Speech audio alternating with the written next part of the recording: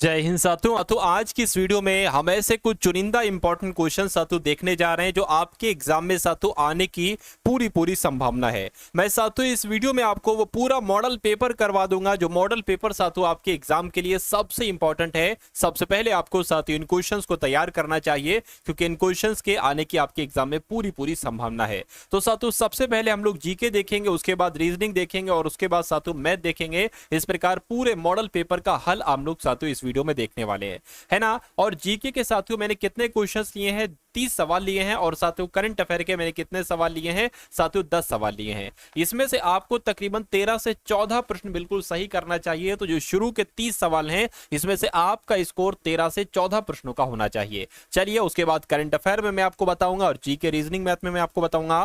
पहला सवाल आपकी स्क्रीन पर है, करके किस युग को प्राचीन भारत का स्वर्ण युग कहा जाता है? तो मैं कहूंगा गुप्त साम्राज्य की अगर बात करती हैं, गुप्त काल की अगर बात करते हैं तो इसी को ही प्राचीन भारत का स्वर्ण युग कहा जाता है। आंसर आपका ऑप्शन नंबर सी होगा। अगला सवाल देखिए, करके सुभाष चंद्र बोस ने निम्नलिखित में से किसकी स्थापना की थी? तो सुभाष चंद्र बोस के द्वारा ऑल इंडिया फॉरवर्ड ब्लॉक का गठन किया गया था, इसकी स्थापना की गई थी। आंसर आपका ऑप्शन नंबर बी होगा। अगला सवाल देखिए, करके भारत छोड़ो आंदोलन महात्मा गांधी जी के द्वारा शुरू किया गया था, लेकिन साथियों किस नारे के साथ शुरू किया गया था? तो मैं कह सकता हूं यहां पर करो या मरो नारा किसने दिया था? महात्मा गांधी ने। कब दिया था? 1942 में। क्यों दिया था? भारत छोड़ो आंदोलन के दौरान दिया था। उसके बाद देखिए अगला सवाल कह रहे कि 1793 में स्थायी बंदोबस्ती लागू होने के समय बंगाल के गवर्नर जनरल कौन थे? क्वेश्चन बहुत इंपॉर्टेंट है और आपके एग्जाम में आएगा, तो आपको इनका नाम याद रखना है। चार्ल्स कॉर्नवालिस इनका नाम है और 1793 में स्थायी बंदोबस्ती लागू होने के समय बंगाल के गवर्नर जनरल यही थे। कह रहे कि गुप्त साम्राज्य के निम्नलिखित राजाओं में से कौन एक अच्छा वीणा वादक भी था? तो यहां पर आपका राइट आंसर क्या होगा? साथियों यहां पर मैं आपको बता देना चाहता हूं, देखिए अब एनटीपीसी एग्जाम का अंतिम समय बचा है और अंतिम समय में साथियों आपके लिए पीडीएफ तैयार की गई है, यानी कि ऐसी 4 पीडीएफ आपको दी जा रही है जिन पीडीएफ को अगर आप एक सरसरी निगाहों से भी देखकर चले जाएंगे तो पेपर आपका साथियों निकल जाएगा। देखिए आपको सबसे पहले 10 सैंपल पेपर दिया जा रहा है। जैसे आपका पेपर आएगा ना साथियों, वैसे 100 क्वेश्चन के 10 सैंपल पेपर, इसमें जीके रीजनिंग मैथ होगी, सब कुछ सॉल्यूशन के साथ होगा। हर एक क्वेश्चन के नीचे ही उसका आंसर होगा, उसका सॉल्यूशन होगा। दूसरी साथियों आपको पीडीएफ में क्या दिया जाएगा? एनटीपीसी पीवाईक्यू दिया जा रही है, तो बहुत इंपॉर्टेंट होते हैं। उसके अलावा साथियों इंपॉर्टेंट करंट अफेयर की ये तीसरी पीडीएफ आपको दी जाएगी और चौथी पीडीएफ में साथियों आपको साइंस के इंपॉर्टेंट क्वेश्चंस दिए जाएंगे और ये 1 लाइनर टाइप से होंगे। तो ये तीनों पीडीएफ आपको, चारों पीडीएफ सिर्फ और सिर्फ 45 रुपीज में दी जा रही है। डिस्क्रिप्शन में लिंक है एनटीपीसी एग्जाम पीडीएफ का, उस लिंक पर जाकर साथियों आप इन पीडीएफ को प्राप्त कर सकते हैं। तो मैं कहूंगा एग्जाम से पहले अगर एक सरसरी निगाहों से देखकर बहुत तेजी के साथ साथियों इस पीडीएफ को अपने एग्जाम को देने चले जाते हैं तो मेरा मानना है कि पेपर आपका बहुत आसानी से क्रैक हो जाएगा। चलिए तो अब बात कर लेते हैं साथियों इस सवाल की। कह रहे कि वीणा वादक की जब हम बात करते हैं तो वीणा वादक की जब हम बात करते हैं तो साथियों आपका राइट आंसर समुद्रगुप्त हो जाएगा, जिनका आंसर ऑप्शन नंबर बी है, तो बिल्कुल करेक्ट है। अगला सवाल आपकी स्क्रीन पर है, कह रहे कि कौन सा सिंधु घाटी सभ्यता का महत्वपूर्ण स्थल नहीं है? तो सिंधु घाटी सभ्यता का स्थल देखिए कालीबंगा भी है, हड़प्पा भी है, मोहनजोदड़ो भी है, लेकिन आजमगढ़ नहीं है ना। आजमगढ़ की अगर बात करें ये नहीं है, अब नहीं है, तो ये आपका राइट आंसर। कह रहे कि अशोक ने कौन से युद्ध के बाद बौद्ध उपदेशों अपना लिया था? बौद्ध उपदेशों को अपना लिया था, तो मैं कहूंगा जो कलिंग का युद्ध किया था ना अशोक ने, उसके बाद बौद्ध उपदेशों को अपना लिया था। अगला सवाल कह रहे कि दिल्ली सल्तनत का सबसे बड़ा विस्तार किसके शासन काल में देखा गया था? तो मैं कह सकता हूं साथियों मोहम्मद बिन तुगलक के शासन काल में देखा गया था। सही जवाब अगर आपका है ऑप्शन नंबर ए के साथ, तो बिल्कुल सही हो जाएगा।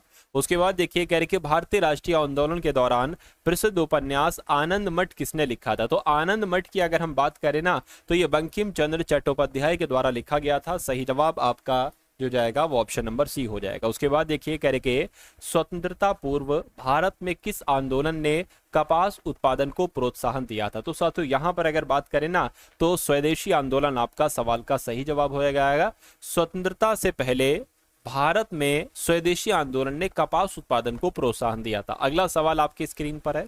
साथियों ये जो मैं क्वेश्चंस आपको करवा रहा हूं ये अब आपको दोबारा देखने को नहीं मिलेंगे, दोबारा आपको एग्जाम हॉल में ही देखने को मिलेंगे। उससे पहले साथियों ये क्वेश्चंस आप किसी क्लास वगैरह में नहीं देखेंगे। तो समझदारी इसी में होगी कि पहली बार यहां पर और दूसरी बार एग्जाम हॉल में इन सवालों को देखना है, इसलिए इसी क्लास में इन सवालों को आप लोग तैयार कर लीजिए। 1885 में भारतीय राष्ट्रीय कांग्रेस के गठन के दौरान गवर्नर जनरल कौन था? तो उस समय साथियों गवर्नर पता कौन था 1885 के समय से? लॉर्ड डफरिन थे। तो ये सवाल आपके लिए इंपॉर्टेंट है, आपके एग्जाम में पूछा जाएगा। कह रहे कि गांधी जी को ब्रिटिश ने कौन सी उपाधि प्रदान की थी जो उनके द्वारा त्याग दी गई थी? तो राय बहादुर की, राय साहब की, हिंद केसरी की या कैसर हिंद की? तो मैं कहूंगा साथियों कैसर हिंद की उपाधि दी गई थी महात्मा गांधी जी को, जो उन्होंने लौटा दी थी। उसके बाद देखिए करके सारे जहां से अच्छा, ये गाने के बोल साथियों किसने लिखे थे मुझे बताइए। तो ये गाने के बोल की अगर बात करें साथियों किसके बोल हैं? ये तो मोहम्मद इकबाल के बोल हैं। आंसर आपका ऑप्शन नंबर ए हो जाएगा। उसके बाद देखिए गांधी जी ने किस आंदोलन के दौरान करो या मरो का नारा दिया था? तो मैंने आपको बताया था साथियों गांधी जी ने भारत छोड़ो आंदोलन के दौरान साथियों करो या मरो का नारा दिया था। सही जवाब जिनका जिनका ऑप्शन नंबर सी के साथ है तो बिल्कुल सही है। उसके बाद देखिए भारत के संविधान के अनुसार निम्नलिखित में से कौन सा एक मौलिक अधिकार नहीं है? तो आप सभी लोग जानते हैं मौलिक अधिकारों के बारे में साथियों। देखिए स्वतंत्रता का अधिकार ये एक मौलिक अधिकार है, जीने का अधिकार एक मौलिक अधिकार है, समानता का अधिकार भी एक मौलिक अधिकार है, लेकिन यहाँ पर लिखा हुआ देश की रक्षा का अधिकार ये साथियों मौलिक अधिकार नहीं है। अब नहीं है साथियों तो मैं कहूंगा कि ये क्या होगा? ये आपका राइट आंसर हो जाएगा, है ना। चलिए ये साथियों मौलिक अधिकार नहीं है, ये मौलिक कर्तव्य है ना। तो आंसर आपका जाएगा डी के साथ। अगला सवाल आपकी स्क्रीन पर आपसे पूछा जा रहा है कि परमादेश रिट क्या होती है? साथियों देखिए पूरी जीके के टॉप लेवल के क्वेश्चंस मैं लेकर आता हूं डेली, और मेरा मानना है कि आपका एग्जाम जब भी है, जब भी आपका एग्जाम है, कुछ दिन बाद कुछ घंटों के बाद, मैं कहूंगा उतनी मेहनत आप लोग कर लीजिए जितना आपके एग्जाम में समय है। आपका पेपर साथियों मैं निकलवा दूंगा, इतनी तैयारी आपकी करवा दूंगा, इतने क्वेश्चंस आपको सिलेक्टेड साथियों दे दूंगा वीडियोस में, जितने आपका साथियों नीचे से नाम आ जाए, है ना। भले टॉप आप ना कर सको लेकिन नीचे से तो नाम साथियों आप ला सकते हो कम मेहनत के साथ, है ना, क्योंकि अब समय कम है ना। अगर आप शुरू से तैयारी करते तो मैं आपका टॉपर्स की लाइन में साथियों नंबर लाता, लेकिन अभी कम से कम नीचे से ही आपका नाम आ जाए, लेकिन लिस्ट में नाम आ जाए तो वो उससे अच्छी बात कुछ नहीं हो सकती। चलिए तो परमादेश रिट क्या होती है? आपको ये ध्यान रखना है किसी सरकारी निकाय से उसके कर्तव्यों का पालन कराना ही इसको कहा जाता है परमादेश रिट। नेक्स्ट नंबर का सवाल है, कहा जा रहा है कि भारतीय संसद का उच्च सदन कौन सा है बताइए? तो राज्यसभा साथियों उच्च सदन है, निम्न सदन है लोकसभा। तो आंसर अगर आपका ऑप्शन नंबर बी है तो बिल्कुल करेक्ट है। और भारत में राष्ट्रीय आपातकाल किसके शासनकाल में लगाया गया था? तो साथियों इंदिरा गांधी के शासनकाल में लगाया गया था। सही जवाब आपका ऑप्शन नंबर डी होगा। 1975 में लगाया गया था साथियों, है ना। चलिए चलिए नेक्स्ट नंबर का सवाल है आपकी स्क्रीन पर। कहा जा रहा है कि भारतीय राष्ट्रीय ध्वज में अशोक चक्र दर्शाता है, तो क्या दर्शाता है? फटाफट बता दीजिए आप लोग मुझे। चलिए देखिए यहां पर अगर हम लोग बात करते हैं साथियों धर्म के नियत का चक्र, यानी कि भारतीय राष्ट्रीय ध्वज में अशोक चक्र क्या दर्शाता है? धर्म के नियत का चक्र दर्शाता है। उसके बाद देखिए अगला सवाल है, कह रहे कि कमल का मतलब कमल जो है ना ये कहाँ का राज्य फूल है? तो कमल की अगर बात करें काल से कमल का से कर्नाटक, ये साथियों कर्नाटक का राज्य फूल है। उसके बाद देखिए हमारा सौरमंडल किस गैलेक्सी का एक हिस्सा है? तो हमारा सौरमंडल साथियों आकाश गंगा का एक हिस्सा है। आंसर आपका ऑप्शन नंबर सी होगा। उसके बाद देखिए कह रहे कि निम्नलिखित में से कौन सी वस्तु सूर्य के चारों ओर परिक्रमा करती है? तो सूर्य के चारों ओर परिक्रमा साथियों ग्रह करते हैं। क्या ग्रह सूर्य के चारों ओर ही तो परिक्रमा करते हैं। उसके बाद देखिए कह रहे कि हिमालय पर्वतमाला का वो हिस्सा जो तीस्ता और दिहांग नदी के बीच स्थित है इसको किस रूप में जाना जाता है? तो इसको साथियों असम हिमालय के रूप में जाना जाता है। आंसर आपका जो जाएगा वो ऑप्शन नंबर ए हो जाएगा। और अगला सवाल देखिए कह रहे कि बांधों और उनकी स्थिति वाले राज्यों का निम्नलिखित में से कौन सा युग में सही सुमेलित नहीं है? तो कौन सा सही सुमेलित नहीं है मुझे बताइए। चलिए देखिए स्टैनली अगर बात करते हैं, स्टैनली जलाशय की अगर बात करते हैं तो ये तमिलनाडु में है बिल्कुल। गोविंद सागर बांध की अगर हम बात करते हैं तो हिमाचल प्रदेश में है बिल्कुल सही। शांति सागर बांध की अगर हम बात करते हैं तो ये केरल में नहीं है बल्कि ये साथियों कर्नाटक में स्थित है। तो कुल मिला के ये आपका राइट आंसर हो जाएगा। उसके अलावा नागार्जुन बांध आंध्र प्रदेश में स्थित है, तो जिनका आंसर ऑप्शन नंबर सी के साथ है तो बिल्कुल सही है।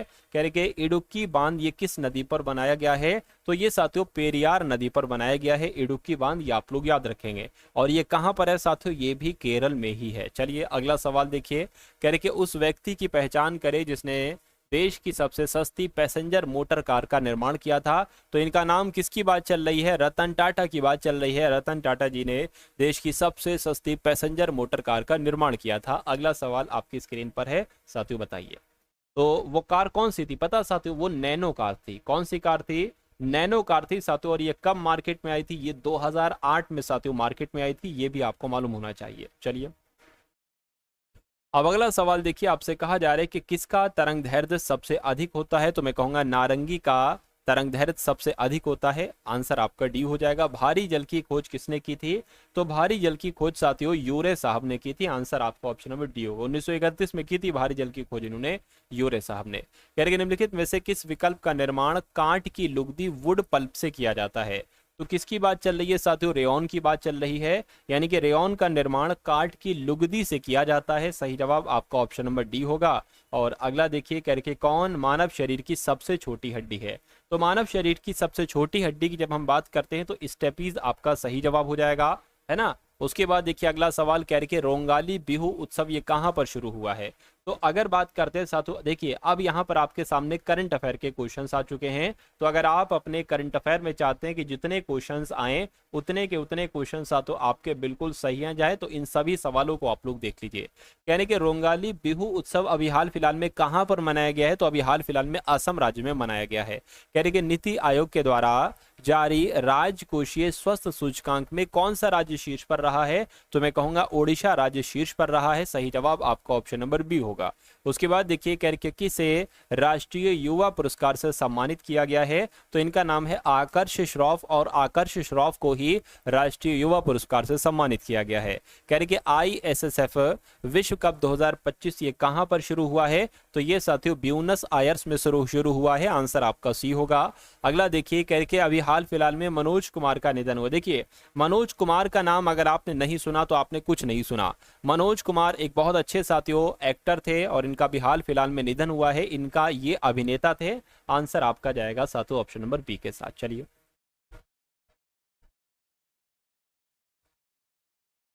चलिए उसके बाद देखिए करके, कौन अंतर्राष्ट्रीय आपराधिक न्यायालय से हटने वाला पहला यूरोपीय देश है?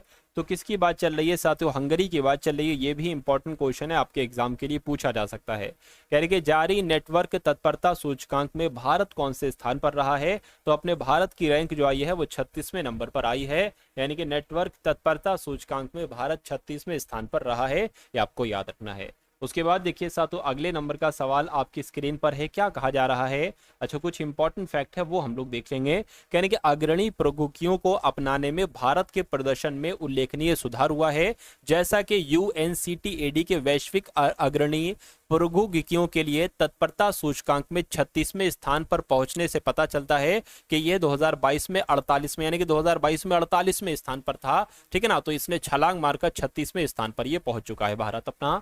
उसके बाद देखिए कह रहे कि फीफा महिला विश्व कप 2035 की मेजबानी कौन सा देश करेगा? तो 2035 की बात चल रही है साथियों, यूनाइटेड किंगडम करेगा। आंसर आपका ऑप्शन नंबर बी होगा। अगला सवाल करके किसे एशियाई क्रिकेट परिषद का नया अध्यक्ष नियुक्त किया गया है? तो आपको मालूम होना चाहिए मोहसिन नकवी इनका नाम है, और मोहसिन नकवी को एशियाई क्रिकेट परिषद का नया अध्यक्ष नियुक्त किया गया है। RBI के डिप्टी गवर्नर अभी हाल फिलहाल में नियुक्त किए गए हैं। ये कौन नियुक्त की गई है साथियों? पूनम गुप्ता ही RBI की डिप्टी गवर्नर बनी है साथियों। आंसर आपका ऑप्शन नंबर बी होगा।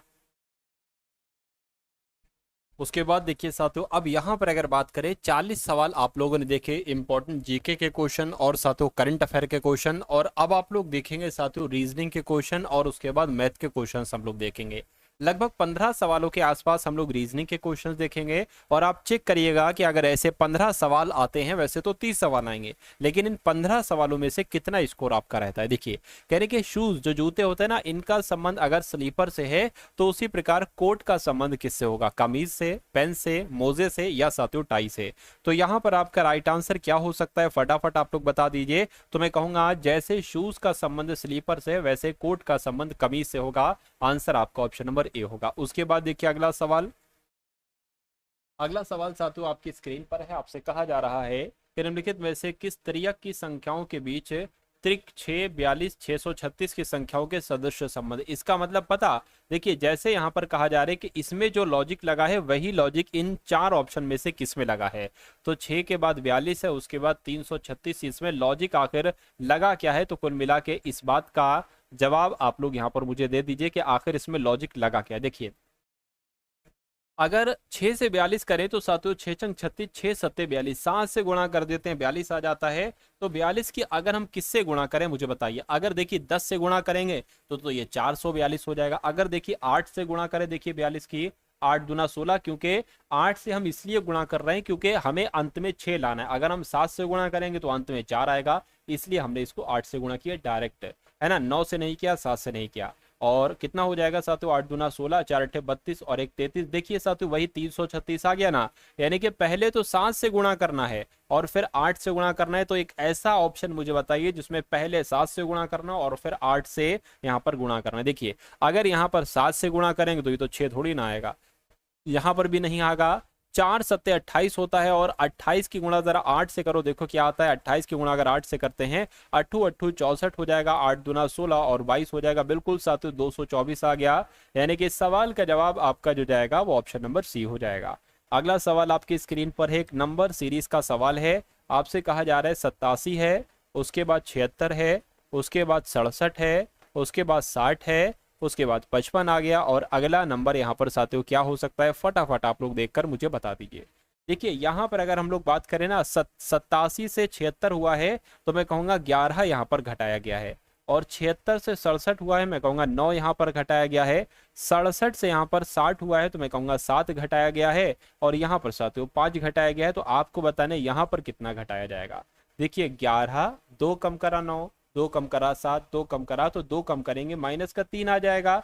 तो साथियों माइनस का 3 अगर हम घटाते हैं तो यहाँ पर 52 आता है। और 52 कौन से ऑप्शन में लिखा हुआ है, ऑप्शन नंबर ए में लिखा हुआ है। उसके बाद देखिए अगला सवाल, ये थोड़ा सा अच्छे लेवल का सवाल है साथियों, नंबर सीरीज का ही सवाल है लेकिन बढ़िया लेवल का है।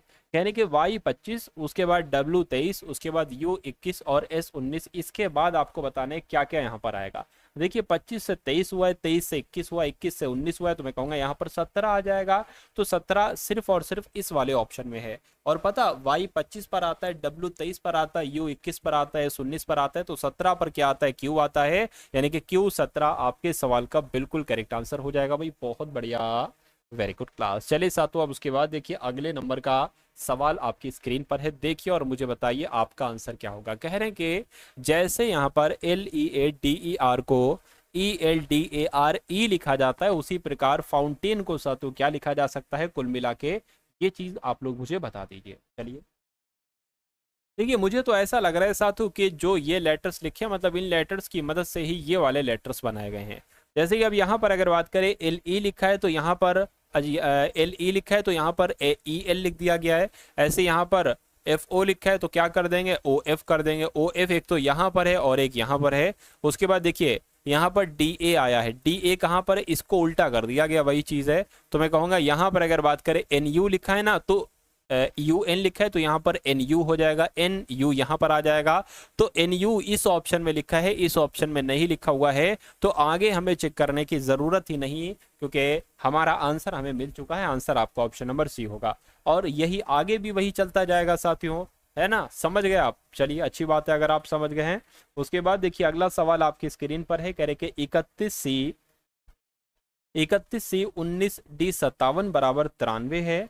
52C 13 है ना, 52C 13 D 5 बराबर 20 है। तो साथियों आपसे पूछा ये जा रहा है कि 98C 14 D 11 बराबर क्या होगा। अब तगड़ी बात यहाँ पर साथियों ये आती है कि आखिर ये कैसे बनाया गया है यहाँ पर। यानी कि देखिए यहाँ पर चिन्ह लगाए जाएंगे, हम यहाँ पर क्या कौन कौन से प्लस लिख दें, यहाँ पर माइनस लिख दें तो हमारा यहाँ पर साथियों हमको मिल जाए। फटाफट आप लोग बताइए, देखिए जल्दी से आप लोग साथियों यहाँ पर मुझे बता दीजिए क्या आपका आंसर हो सकता है, फटाफट बताइए। देखिए अगर हम यहाँ पर क्या लिख दें, देखिए 31 हो गया, 19 हो गया और साथियों ये आपका क्या हो गया, 57 हो गया। तो फटाफट एक बार मुझे बताइए।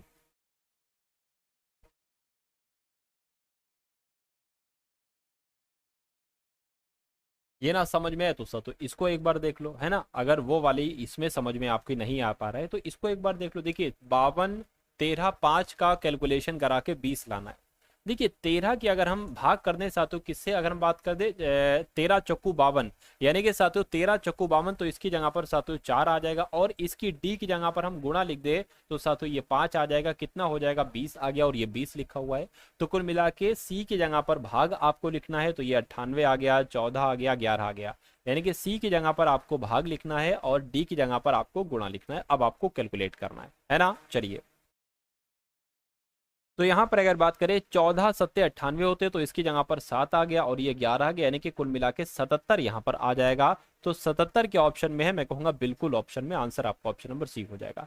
तो यहाँ पर भी साथियों वही भाग लगेगा और फिर यहाँ पर गुणा लगेगा, खैर आंसर आपका ऑप्शन नंबर सी हो जाएगा। अगला सवाल आपकी स्क्रीन पर है, इस सवाल को साथियों देखिए और मुझे बताइए आपका जवाब क्या हो सकता है। आपसे कहा जा रहा है कि एट द रेट का अर्थ क्या है साथियों, एट द रेट का अर्थ यहाँ पर गुणा है, तो जैसे जैसे जो जो कहा जा रहा है ना वैसे वैसे हम करते जा रहे हैं। तो एट द रेट का अर्थ क्या है साथियों, गुणा है, ठीक है।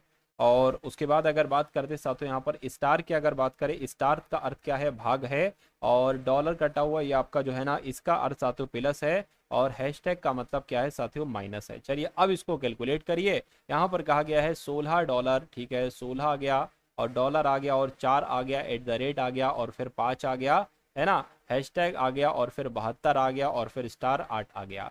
तो यहाँ पर साथियों डॉलर का साइन है तो यहाँ पर प्लस आ जाएगा आपका।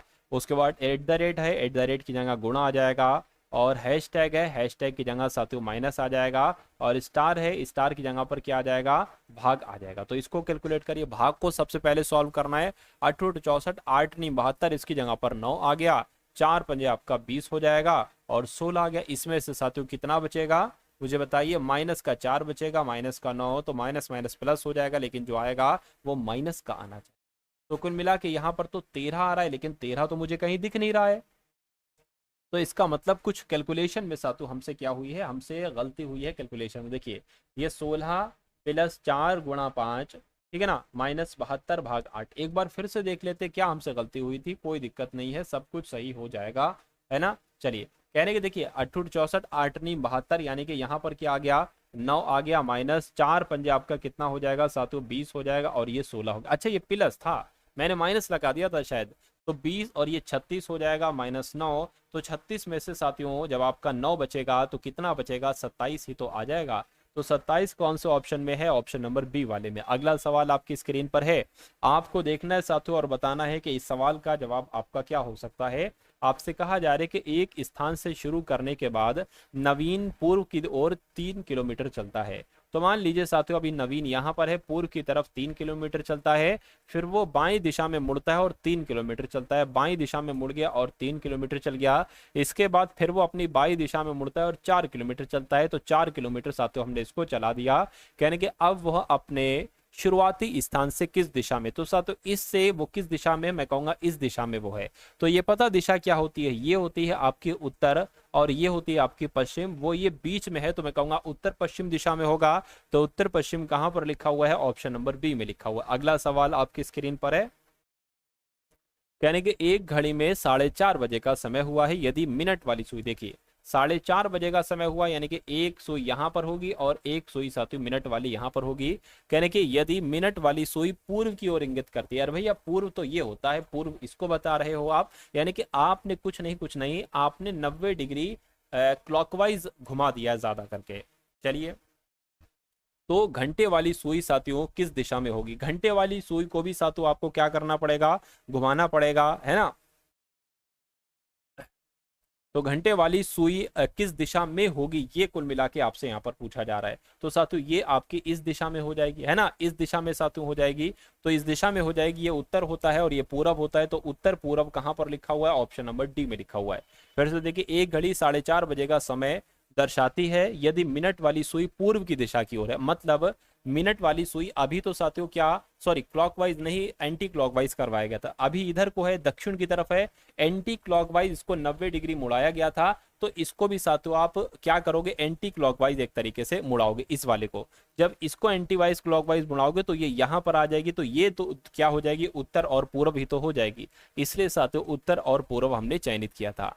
उसके बाद देखिए कह रहे हैं निम्नलिखित में से समानता ज्ञात करिए। नाटक, सिनेमा, दस्तावेजी, रोड शो, इसमें क्या समानता है आपसे पूछा जा रहा है। इन सब का इस्तेमाल कोई सामाजिक संदेश देने के लिए किया जाता है, या ये सभी थिएटर में प्रदर्शित किए जाते हैं। रोड शो, दस्तावेजी, सिनेमा, नाटक, ये सब केवल अंग्रेजी भाषा में ही आते, या इनका कोई वो नहीं है, समानता नहीं है। देखिए इन सब का इस्तेमाल कोई सामाजिक संदेश देने के लिए किया जाता है, तो आपका राइट आंसर जो जाना चाहिए वो ऑप्शन नंबर ए हो जाना चाहिए। उसके बाद देखिए अगला सवाल आपकी स्क्रीन पर है, आपसे कहा जा रहा है कि एक बुजुर्ग की तरफ इशारा करते हुए कमल कहता है। कमल क्या कहता है? एक बुजुर्ग की तरफ, साथियों बुजुर्ग की तरफ इशारा करते हुए कमल कहता है कि उसका बेटा, यानी कि इसका जो बेटा है ना, यह मेरे बेटे का चाचा है। मेरा बेटा, मान लीजिए कमल कह रहा मेरा बेटा, ये हो गया मेरे बेटे का चाचा अगर कोई होगा तो मैं कहूंगा साथियों कमल का वो भाई होगा। उस बुजुर्ग का कमल के साथ क्या संबंध है? मैं कहूंगा साथियों अब कमल का ये भाई हो गया है, भाई के ये पिता हैं, तो भाई के पिता है तो कहीं ना कहीं ये बुजुर्ग जो होंगे वो साथों इसके पिताजी ही तो हो जाएंगे। तो कुल मिला के पिताजी हो जाएंगे, तो कमल क्या कहेगा? बुजुर्ग आदमी को पिताजी कहेगा। अगर आप थोड़ा सा ध्यान लगाकर समझेंगे ना तो इस सवाल का जवाब कोई कठिन बात नहीं है साथियों, बिना पेन के साथ इस सवाल का जवाब आप लोग दे देंगे। उसके बाद देखिए कह रहे कि एम एन का बेटा है, तो जैसे जैसे यहाँ पर कहा जा रहा है ना वैसे वैसे आप साथियों यहाँ पर करते जाइए। चलिए, तो एम एन का बेटा है, ये जो एम है ना साथियों ये एन का बेटा है। कह रहे कि एन का पिता ओ है। एन का पिता कौन हो गया? एन का पिता ओ हो गया। अच्छा, मतलब ओ का बेटा एन है, एन का बेटा एम है, ये बात समझ में आई ना? यानी कि एन पी का पिता है। एन जो है ना, एन ये साथियों पी का पिता है, तो मान लेते हैं साथियों ये क्या हो जाएगा? पी इसका बेटा हो जाएगा। कहने के पी से कैसे संबंधित है ओ, तो पी से कैसे संबंधित है ओ आपसे यहाँ पर पूछा जा रहा है, मुझे बताइए। देखिए अरे भैया पी ये पापा जी कहेगा, पापा जी के पापा जी को क्या कहा जाता है साथियों? दादाजी ही तो कहा जाता है। तो दादाजी कहाँ पर लिखा हुआ है? ऑप्शन नंबर डी में लिखा हुआ। अगला सवाल आपकी स्क्रीन पर है, देखिए इस सवाल को और मुझे बताइए सही जवाब आपका क्या हो सकता है, मुझे बताइए। उसके बाद देखिए साथियों अगले नंबर का सवाल आपकी स्क्रीन पर आ चुका है। यहाँ पर आपसे क्या पूछा जा रहा है? आपसे पूछा जा रहा है कि एक कक्षा में 60% बच्चों को गणित पसंद है, ठीक है, और 45% की अगर बात करें इनको विज्ञान पसंद है। मतलब 60% बच्चों को गणित और 45% बच्चों को विज्ञान, और 25% को गणित पसंद है और विज्ञान, यानी कि दोनों विषय पसंद है। तो ऐसे कितने प्रतिशत बच्चे हैं जिन्हें कम से कम एक विषय पसंद है? देखिए यहाँ पर साथियों हम पता कैसे करेंगे, मान लीजिए साथियों ये एक सर्किल बनाया और ये हमने एक सर्किल बनाया, ये गणित वाले बच्चे हो जाएंगे, है ना, ये गणित वाले बच्चे हो गए, और ये साथियों विज्ञान वाले बच्चे हो गए। विज्ञान है ना, विज्ञान है। यहाँ पर कहा गया है कि 25% बच्चे ऐसे हैं जिनको गणित भी पसंद है, विज्ञान भी पसंद है। तो ये 25% बच्चे ऐसे हो गए जिनको गणित भी पसंद है और विज्ञान भी यहाँ पर पसंद है। अच्छा, अब 60% बच्चों को गणित पसंद है, लेकिन 25% हमने ऑलरेडी लिख दिए हैं। तो 60 - 25 कितना हो जाएगा साथियों? 35% हो जाएगा। तो 35% यहाँ पर आ जाएगा। अब कह रहे हैं कि 45% बच्चों को विज्ञान पसंद है, जब 25 हमने लिख दिया है तो बचा क्या? 20 यहाँ पर आ जाएगा। ये बात समझ में आई आपके? तो कहा जा रहा है कि ऐसे कितने प्रतिशत बच्चे हैं जिन्हें कम से कम एक विषय पसंद है? तो एक विषय 35% वालों को पसंद है और 20% वालों को पसंद है। तो 35 + 20 कितना हो जाएगा साथियों? 55% हो जाएगा, क्योंकि इन दोनों को दो विषय पसंद है। तो 55% आपके सवाल का बिल्कुल सही जवाब हो जाएगा। अगला सवाल आपकी स्क्रीन पर है, कथन और निष्कर्ष वाला सवाल है, बहुत ध्यान से देखिएगा इन सवालों को। देखिए यानी कि सभी बसें कारें हैं, तो साथियों जितनी भी बसें हैं ना, जितनी भी साथियों ये बसें हैं ये क्या हो जाएंगी? ये कारें हो जाएंगी। जितनी भी, एक सेकंड रुकिए, चलिए ये क्या हो गई साथियों? ये बस हो गई। और कहने के जितनी भी यहाँ पर बसें हैं ये सब कारें हैं। और एक तरीके से अगर बात करें ये फिर क्या हो जाएगी? ये कारें हो जाएंगी। कहने के सभी जलयान कारें, तो सभी जलयान कारें हैं, तो ये साथियों जलयान हो गए, सभी जलयान कारें हो गई। अब निष्कर्ष को पढ़िए और मुझे बताइए कौन सा निष्कर्ष सही है, कौन सा निष्कर्ष गलत है। कहने के सभी कारें जलयान है, सभी कारें जलयान नहीं है। अगर ये होता सभी जलयान कारें हैं तो सही हो जाता, ये गलत हो जाएगा।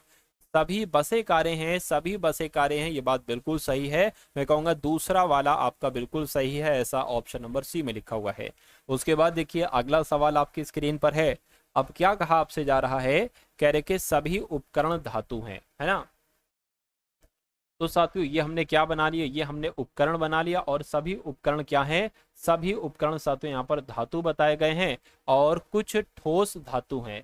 तो कुछ ठोस धातु, मान लीजिए इतने ठोस जो है ना वो साथियों क्या हो जाएंगे, वो धातु हो जाएंगे। अब निष्कर्ष को पढ़िए और मुझे बताइए कौन सा निष्कर्ष है, ये कौन सा गलत है।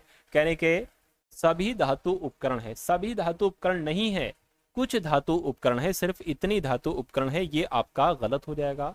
कुछ धातु ठोस है, हाँ भैया कुछ धातु, इतनी धातु जो है ना ये ठोस है, ये बात बिल्कुल सही हो जाएगी, यानी कि 2 वाला निष्कर्ष बिल्कुल सही है। ऐसा कहां पर लिखा हुआ है, ऐसा आपका ऑप्शन नंबर डी में लिखा हुआ। अगला देखिए, अब यहां पर अगर बात करें ऊपर वाला नहीं भी पढ़े तब भी कोई दिक्कत नहीं, आपको आरेख बताना है जो सबसे बढ़िया आरेख आपको लगेगा गोल्ड के लिए, प्लेटिनम के लिए साथियों और धातु के लिए। तो यहाँ पर आपका राइट आंसर साथियों क्या हो सकता है, फटाफट आप लोग मुझे बता दीजिए। देखिए प्लेटिनम जो होता है ना, प्लेटिनम भी एक धातु होता है और कहीं ना कहीं गोल्ड भी एक धातु के अंतर्गत ही आता है। तो अगर हम ये धातु बना लें, क्या ये धातु बना लें और ये साथियों प्लेटिनम बना लें, ये गोल्ड बना लें, तो कोई दिक्कत नहीं। और ऐसा कहां पर बना हुआ है, ऐसा आपका ऑप्शन नंबर सी में बना हुआ है। उसके बाद देखिए यहाँ पर क्या मसला है, अच्छा यहाँ पर है, कोई दिक्कत नहीं है। यहाँ पर पढ़िए सवाल को, कह रहे जो वृत्त है ना, वृत्त आर्कटिक महासागर को निरूपित करता है। तो वृत्त की अगर बात करते हैं, एक सेकंड रेड ले लूं, क्या करूं, रेड ले लेता हूं। वृत्त की अगर बात करें, ये साथियों आर्कटिक महासागर को व्यक्त करता है, ठीक है। उसके बाद कहा जा रहा है कि त्रिभुज जो है ना, त्रिभुज महासागर को निरूपित करता है। तो जो त्रिभुज है साथियों ये महासागर को निरूपित करता है भैया, महासागर को निरूपित करता है। तो उसके बाद देखिए कह रहे कि जो आयत है ये अटलांटिक महासागर को निरूपित करता है। ये जो है ना साथियों, ये अटलांटिक है ना, अटलांटिक महासागर को निरूपित करता है। ये बात आपको साथियों मालूम होना चाहिए, है ना। ये आर्कटिक की बात चल रही है। अब देखिए सवाल में आपसे पूछा क्या जा रहा था, कह रहे थे कौन सा क्षेत्र महासागर अटलांटिक महासागर को निरूपित करता है लेकिन आर्कटिक महासागर को निरूपित नहीं करता है। तो आर्कटिक महासागर को निरूपित नहीं करता है, यानी कि आंसर आपका इसमें से नहीं होना चाहिए, क्योंकि यही तो आर्कटिक महासागर वाले लोग हैं। तो मैं कहूंगा 7 एक ऐसा नंबर है जो कि अटलांटिक महासागर के अंतर्गत आता है, महासागर के अंतर्गत आता है, लेकिन आर्कटिक महासागर के अंतर्गत नहीं आता है। तो 7 आपके सवाल का बिल्कुल सही जवाब हो जाएगा भाई, बहुत बढ़िया, वेरी गुड क्लास। अब यहाँ से साथियों आपके सामने मैथ्स के क्वेश्चन शुरू हो चुके हैं और रीजनिंग के क्वेश्चन साथियों आपके सामने खत्म हो चुके हैं। तो इन रीजनिंग के क्वेश्चंस को खत्म होने के बाद जो मैथ के सवाल शुरू हैं, इन सवालों को भी साथियों जरूर देख लीजिए, क्योंकि आपके क्वेश्चन आपके एग्जाम में साथियों सवाल आपको यहीं से देखने को मिलेंगे। तो पहला एकदम टॉप लेवल का सवाल आपकी स्क्रीन पर है। आपसे कहा जा रहा है कि एक किसान के घर में मुर्गियां हैं और बकरियां हैं, ठीक है। कह रहे कि उनके सिरों की कुल संख्या 42 है, यानी कि मुर्गी का भी साथियों एक सिर होगा, है ना, और साथियों बकरियों का भी कितना सिर होगा, बकरियों का भी यहाँ पर एक सिर होगा। ये बात आपको क्लियर है। मान लीजिए मुर्गियों का सिर हमने क्या मान लिया, x मान लिया, या मुर्गियों की संख्या x मान लेते। उसके बाद लिखा है कि उनके पैरों की कुल संख्या साथियों 138 यहाँ पर है ना। चलिए माना मुर्गियों की संख्या साथियों x है, मुर्गियों की संख्या पूछी जा रही है, मुर्गियों की संख्या x मान ली, तो x का मान निकालना है, और बकरियों की संख्या कितनी मान ली साथियों, y मान ली। तो जितनी मुर्गियों की संख्या होगी उतनी ही तो साथियों मुर्गियों के सिर होंगे, है ना, उतनी तो मुर्गियों के सिरों की संख्या होगी जितनी मुर्गियों की संख्या होगी। उसके बाद जितनी बकरियां होंगी उतनी ही तो साथियों बकरी के सिरों की संख्या होगी। तो कह रहे कि यहाँ पर सिरों की संख्या 42 है, यानी कि x + y बराबर 42 यहाँ पर आ जाएगा, है ना। और साथियों कहा गया है उनके पैरों की संख्या, देखिए मुर्गियों के पैरों की संख्या कितनी होती है, 2, और बकरियों के पैरों की संख्या होती है 4, यानी कि साथियों हम लिख सकते हैं 2x + 4y, 2x + 4y बराबर कितना, 138 है। तो इसको आपको कैलकुलेट करना होगा। देखिए अगर इसको कैलकुलेट करें 2 2 2, तो कुल मिला के 2 अगर कॉमन ले लेते तो यहाँ पर सिर्फ और सिर्फ x बचेगा। यहाँ पर 4 है तो 2 दूना 4, तो 2y यहाँ पर आ जाएगा, और बराबर अगर बात करें यहाँ पर क्या आ जाएगा साथियों, है ना, यहाँ पर अगर बात करें साथियों कितना आ जाएगा,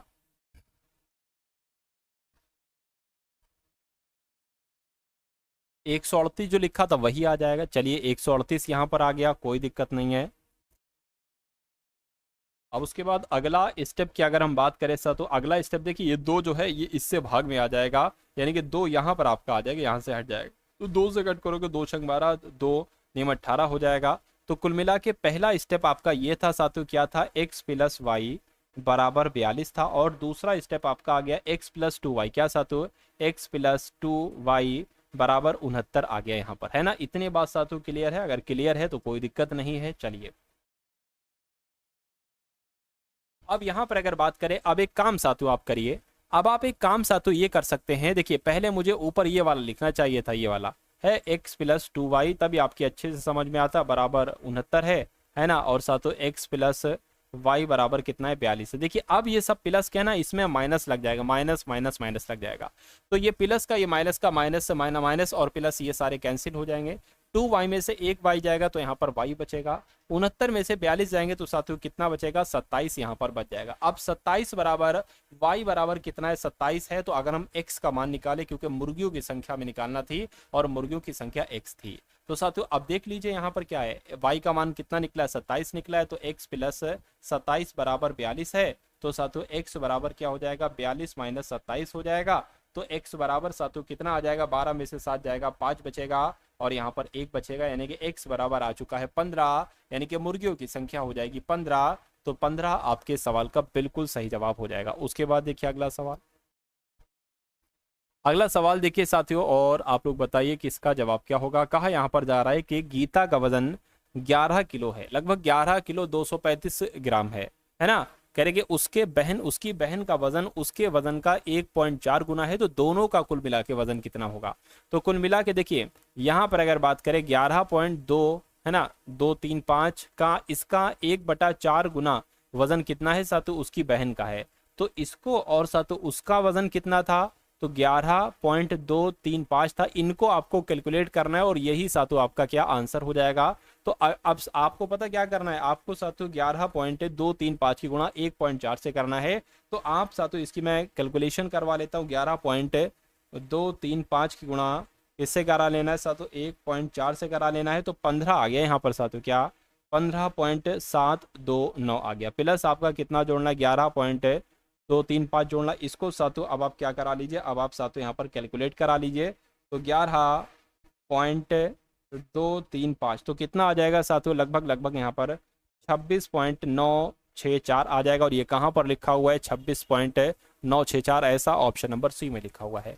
ये कैसे कराओगे, मान लीजिए यहाँ पर पॉइंट नहीं है, यहाँ पर पॉइंट नहीं है, तो आप पता क्या कराओगे, आप 11,235 की गुणा 14 से करा दोगे, तो जो आपका आंसर आएगा ना साथियों वो आपका आंसर आएगा, बस पॉइंट हटेगा। आप पॉइंट देखिए है ना, तो पॉइंट सातों इसके बाद आप यहाँ पर लगा दोगे, कोई दिक्कत कोई परेशानी, दोनों को जोड़ दोगे तो आपका आंसर आपके सामने यहाँ पर सातों आ जाएगा। चलिए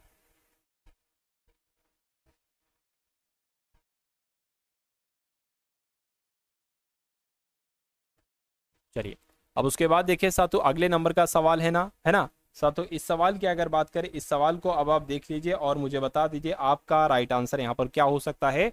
अब यहाँ पर मैं आपको थोड़ा सा सही ढंग से यहाँ पर करके दिखला देता हूँ, है ना। तो यहाँ पर देखिए जरा, अच्छा ये इसको या तो इसी को सही बना दूं, इसी को सही बना देता हूँ, इसी को सही बना देता हूँ साथियों, लेकिन ये सही बन नहीं पाएगा जितना भी इसको सही करोगे। उम्मीद करता हूँ आप समझ चुके होंगे। तो अब यहाँ पर साथियों 16 है, जब आप क्या करोगे, जब आप ये 12 प्लस ये 16 है ना, ये 4 गुणा 4 है, तो यहाँ से 4 निकल आएगा, तो ये कितना हो जाएगा, फिर ये 16 हो जाएगा, है ना। तो साथियों अब क्या हो जाएगा 221 प्लस आपका 16 हो जाएगा, जब इसको जोड़ोगे तो ये कितना हो जाएगा 7 और 3 और 2 हो जाएगा, है ना। इतने बात साथियों आपको समझ में आई। अच्छा ये 16 हो गया ना, तो फिर इसकी निकलेगा ना, तो ये 4 होगा साथियों, और 221 4 कितना होता है 225 होता है, तो इसको पर अंडर रूट है, ये 15 गुणा 15 है, तो 15 गुणा 15 यानी कि 15 निकल कर आएगा, तो ये वाला 10 होगा, ये साथियों कितना हो जाएगा 25 हो जाएगा अंडर रूट, तो यहाँ से 5 निकल कर आ जाएगा, और 5 कौन से ऑप्शन में है, ऑप्शन नंबर बी वाले में है। उसके बाद देखिए साथियों अगले नंबर का बस 3-4 सवाल और हैं साथियों मैथ के, उसके बाद साथियों वीडियो को एंड कर देंगे हम लोग। कहा जा रहा है कि किसी चुनाव का एक उम्मीदवार, क्या किसी चुनाव का एक उम्मीदवार 62% वोट प्राप्त करता है, तो देखिए अगर एक उम्मीदवार 62% वोट प्राप्त करता है और टोटल मत 100% होते हैं, तो दूसरा मत साथियों दूसरा बंदा 38% मत प्राप्त करेगा। कहने के 62% वोट प्राप्त हुआ और वह 35,640 वोटों से चुनाव जीत गए, यानी कि इन दोनों का अंतर कितना होगा, इन दोनों का अंतर साथियों 24% होगा। ये जो 24% है ना, यही तो साथियों इतने ही वोटों से तो ये वोट जीता है, इतने ही वोटों से चुनाव जीता है 24% वोटों से। लेकिन यहाँ पर कहा जा रहा है कि 24% नहीं, वो साथियों 35,640 वोट है, यानी कि 24% की वैल्यू 35,640 बताई गई है। तो चुनाव में कुल वोटों की संख्या क्या थी, ये आपसे पूछा जा रहा है। तो चुनाव में वोटों की संख्या तो 100% होगी, यानी कि अगर 24% की वैल्यू 35,640 है तो 100% की वैल्यू क्या होगी, देखिए ये आपकी हो जाएगी 1% की वैल्यू, है ना, 24 नीचे आ जाएगा। 100% की वैल्यू बनाना है तो इसको तो इससे गुणा कर दीजिए, आपकी निकल आएगी। अगर 12 से इसको हम कट करें तो 12 दूना 24, 12 एकम 12, 12 दूना 24 हो जाएगा। कितना निकलेगा, 11 यहाँ पर आ जाए, 12 पंच 60, 12 छंग 72, 12 सत्ते 84, 12 अट्ठे 96, 12 नीमा 108, तो 12 नीमा 108 आ गया, है ना। ये अब 8 आ जाएगा, 12 पंच 60, 12 पंच 60, 12 सत्ते 84 और 0 लगे। अब 2 से कट करोगे तो 50 यहाँ पर आ जाएगा। अब साथियों 297 की गुणा 5 से करा लीजिएगा, फिर डबल 0 लगा दीजिएगा। 7 पंजे आपका 35 हो गया, 9 पंजे 45, 48 हो गया, 5 दूना 10, 14 हो गया। यानी कि मैं कह सकता हूँ 1,48,500 वोट कुल वोट थे। आंसर आपका जाएगा ऑप्शन नंबर डी के साथ। अगला सवाल आपकी स्क्रीन पर है। यहाँ पर अगर बात करें, कहने के सुमन है, साक्षी है, मयंक, ये एक साझेदारी करते हैं। करके सुमन जो है ना, ये साक्षी से 5 गुना और साक्षी मयंक से निवेश का क्या लिखा हुआ है, यानी कि सुमन साक्षी से 5 गुना और साक्षी मयंक के निवेश से, अच्छा, मयंक के निवेश का 3/5 भाग निवेश करती है। वर्ष के अंत में कुल लाभ इतना होता है, तो अर्जित साक्षी का भाग बताइए कितना होगा। यहां पर अगर बात करते हैं साथियों, सुमन साक्षी से, देखिए 2 लोग यहां पर अभी बताई गई हैं, 2 लोग बताए गए हैं साथियों, सुमन और साक्षी। देखिए सुमन जो है ना, ये साक्षी से 5 गुना ज्यादा निवेश करती है। मतलब सुमन साक्षी अगर ये 1 रुपया लगाएगी तो ये 5 रुपए निवेश करेगी, है ना। उसके बाद यहां पर कहा जा रहा है, ये बात खत्म हो गई, 5 गुना, है ना। और साथियों साक्षी मयंक, अब यहां पर साथियों साक्षी और मयंक का रेशियो आ जाएगा। साक्षी और मयंक का, कह रहे कि साक्षी जो है ना, ये मयंक के निवेश का, अच्छा इसको ऐसे कर लीजिए, साक्षी जो है ना, ये मयंक के निवेश का 3/5 भाग निवेश करती है। यानी कि मैं कहूंगा अगर साक्षी का, है ना, ये मयंक देखिए नीचे आ जाएगा, बराबर लगाए ना, और ये 3/5 जैसा वैसे ही रहेगा। तो अगर साक्षी 3 रुपए खर्च करती है तो मयंक 5 रुपए निवेश करता है ना। चलिए कोई दिक्कत नहीं है। अब पता साथियों कैसे हम लिख सकते हैं, एक काम करिए, एक काम मैं आपको बताता हूं साथियों। देखिए इसका अनुपात आप लोगों के पास है, उसके अलावा साथियों साक्षी और मयंक का अनुपात आपके सामने है, कितना है, 3:5 है। तो देखिए अगर ये ए मान ले, ये बी मान ले, ये बी मान ले या सी मान ले, तो हम ऐसे तीनों का अनुपात निकालते हैं, है ना।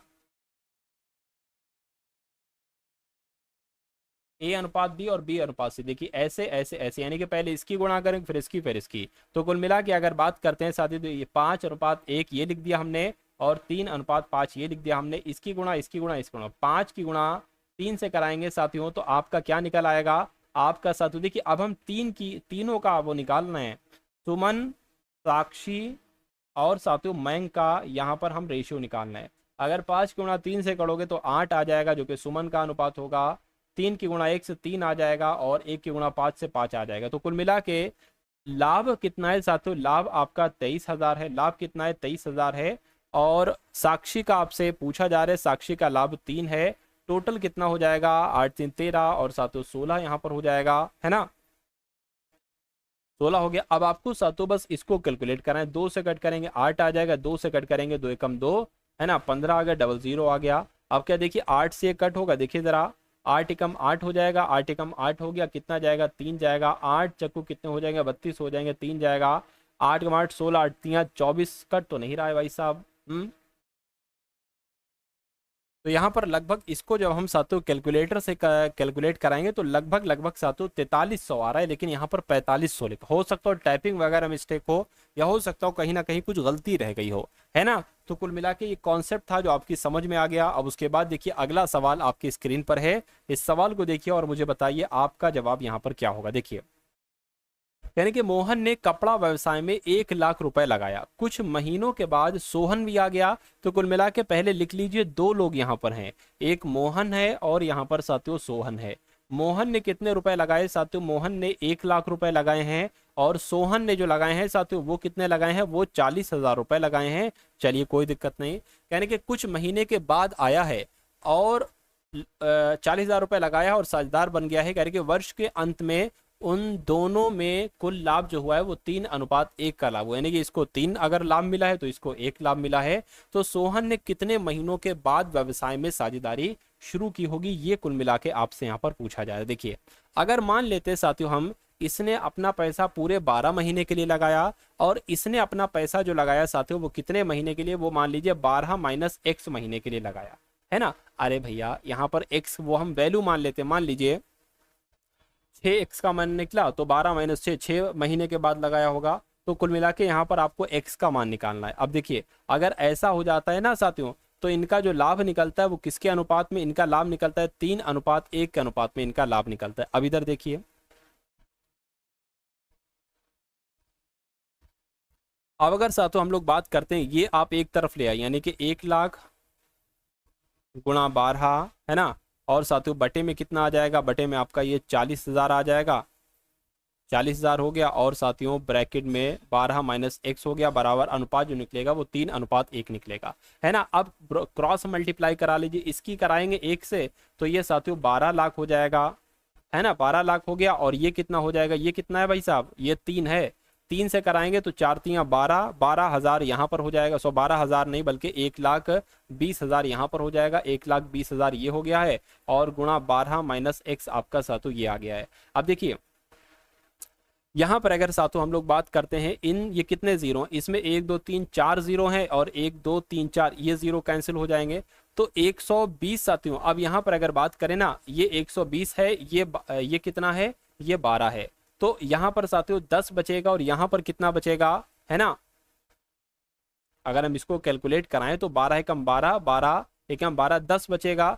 तो ये साथियों कितना हो जाएगा, 10 बराबर 12 माइनस x रहेगा, ये तो कुछ नहीं बचेगा, ये 10 बचेगा, है ना। तो अब अगर साथियों बात करें माइनस x बराबर क्या आ जाएगा, है ना, माइनस का 12 आपका ये साथियों 10 आ जाएगा, यानी कि कुल मिला के x बराबर हमारा 2 बाकी रह जाएगा। यहाँ पर ये बात आपको क्लियर है, मैंने थोड़ा सा कम स्टेप में लिखी है इसलिए आपकी हो सकता हो समझ में ना आए। तो कुल मिला के x का मान हमें यहाँ पर बताना था, तो 2 महीने के बाद सोहन ने 40,000 रुपए लगाए होंगे, तो 2 महीने कहाँ पर लिखे हुए हैं, ऑप्शन नंबर बी में लिखे हुए हैं। भाई बहुत बढ़िया, वेरी गुड क्लास। तो कैसी लगी साथियों आपको ये क्लास, एक बार कमेंट सेक्शन में जरूर बताइएगा। इस वीडियो को लाइक कीजिएगा, वीडियो को शेयर कीजिएगा, और पिछले 10 से 15 दिनों में मैं जितने वीडियोस बनाई हैं उन सभी वीडियोस को आप एक एक करके जरूर देख लीजिएगा, क्योंकि वो सभी के सभी इंपॉर्टेंट कॉन्सेप्ट थे।